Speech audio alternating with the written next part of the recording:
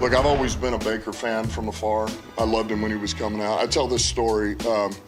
This, to me, said a lot about him. And I went and worked Blake Andrews out when he was coming out of OU. They came out the same year, tight end. So I went out there. Well, his quarterback is Baker. Baker's going to throw for him. Well, Baker threw for every one of his guys that was coming out that year. And I think he'd already had 2 private workouts the 2 days prior. And he had one that afternoon, and I think the one the next day. So that just says a lot about the guy. There's no wonder why people rally around him and follow him, because he's that type of teammate, right? I mean, there's a lot of guys who wouldn't do that. Well, I got to save my arm. I've got so-and-so club coming in. That wasn't him. So, you can respect stuff like that. Dan Campbell maybe wishing that they had offered $4.5 million for 2023 for Baker Mayfield, although it's worked out fine with Jared Goff. But what a bargain Baker Mayfield was. What a steal. $4 million for 1 year. It'll be more than $4 million next year. All right, it's show me something time, Peter, as the divisional round approaches. There's only 4 games to choose from. Who do you want from those 4 games to show you something the most? Show me something Bobby Slowik. He's the offensive coordinator of the Houston Texans. He's the belle of the ball right now as far as coaching interviews go. He's got a long history with Kyle Shanahan. Now he has made a great offense out of just a bunch of stuff, plus a great quarterback in C.J. Stroud. And this week he goes and plays a rested defense that brings pressure from a lot of different places. This is not just putting Laramie Tunsil on Myles Garrett and stopping him. This is pressure that comes from everywhere on that defense. You've got to account for like 5 guys. So show me something, Bobby Slowik. Show me that you can stop the freight train defense of the Baltimore Ravens and score enough to beat the offense of the Baltimore Ravens. Show me something Rachaad White. If the Buccaneers offense is going to work at all on Detroit, it needs to be able to run the ball at least to a decent extent. And 72 yards on 18 carries, 4 yards per carry average the other night by Rachaad White was just enough to get the passing game going.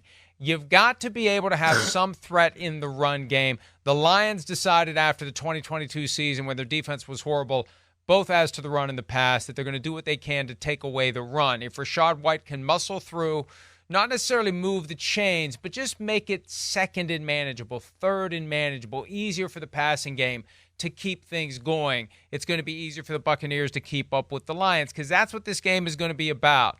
Who can avoid getting to third and long?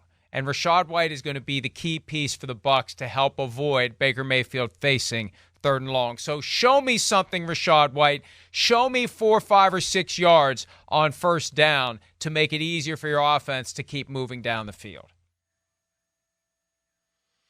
Show me something, Isiah Pacheco.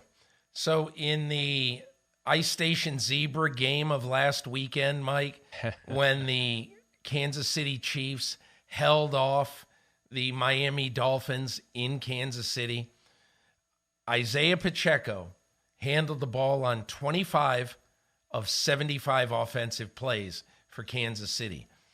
And you can say, well, geez, he didn't even average 4 yards a carry. You know, in the immortal words of Bill Parcells, the most important stat isn't rushing yards, it's number of rushes.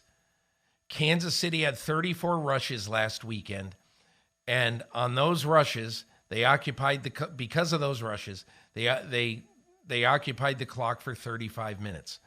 Mike, you go into Buffalo, Andy Reid, Matt Nagy, they've got to tell their players, stay in bounds. And Isiah Pacheco, who runs hard, who runs violently, is going to be the leader of that pack. And the offense now runs almost equally through Mahomes and Pacheco. Show me something, Isiah Pacheco. Show me that you can control a game in a great environment like Orchard Park, New York. Show me something Joe Barry. There were times late in the regular season where hashtag #FireJoeBarry was trending on Twitter.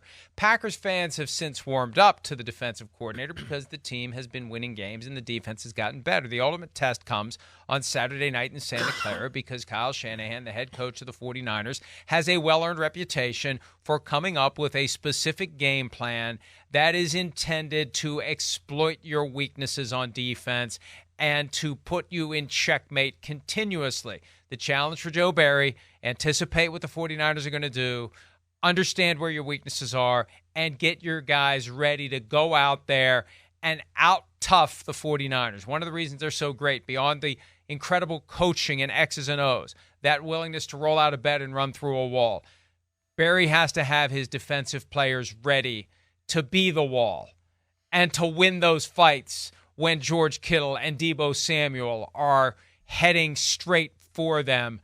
Joe Barry, show me something with that Packers defense. All right, there are the selections so far for the Show Me Something draft for Divisional Round weekend. Peter King, round 3, you're up. Show me something, Jordan Love. You know, your predecessor, Aaron Rodgers, and the Green Bay Packers, once Rodgers took the quarterback job in 2008, Aaron Rodgers faced the 49ers in the playoffs, as well as the previous quarterback, Brett Favre. And when I look at some of those games, fantastic, historic games, and Aaron Rodgers, especially this last time they met a couple of years ago, failed to get the Packers over the hump, particularly in Green Bay when the games were so big. And so to me, I look at this and say to Jordan Love, you've got a great opportunity, Jordan Love. Show me something in Santa Clara this weekend.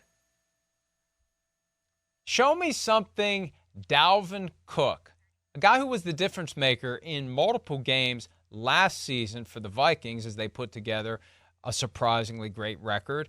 Joins the Jets. Everything was positive, optimistic, and then he was basically MIA for most of the season. The Jets let him go late. The Ravens put him on the practice squad. Now Melvin Gordon is out. Dalvin Cook is on the roster. Let's see what he can do to help that very potent Ravens running game. Hi, it's Mike Florio. Thanks for watching PFT on YouTube. Hit subscribe for the latest news and analysis from Pro Football Talk.